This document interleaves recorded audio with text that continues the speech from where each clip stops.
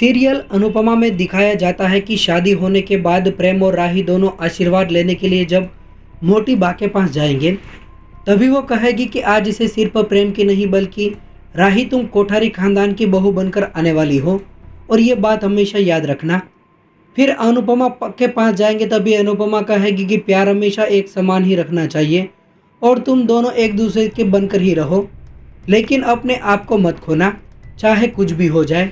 बाद में दिखाया जाता है कि बा कहेगी कि अभी एक और रस्म बाकी है। फिर परी ईशानी दोनों को अंदर भेजेगी तो दोनों प्रेम के जूते लेकर आएंगे।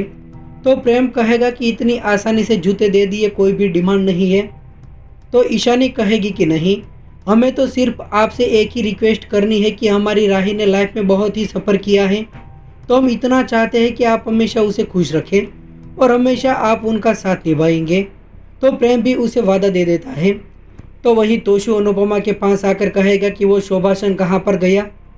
तो अनुपमा कहेगी कि वो तो तेरे पास था ना।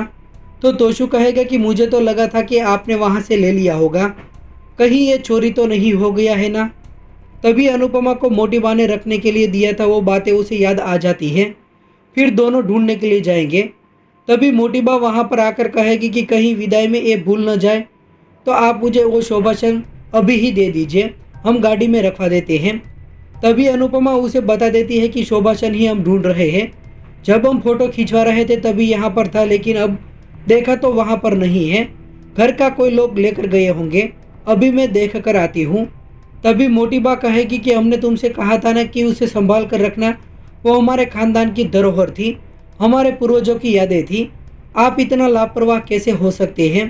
पर हमने अपने खानदान की सबसे बड़ी चीज़ आपको ही दे दी और आपको एक जिम्मेदारी दी थी, आपने उसी को ही खो दिया।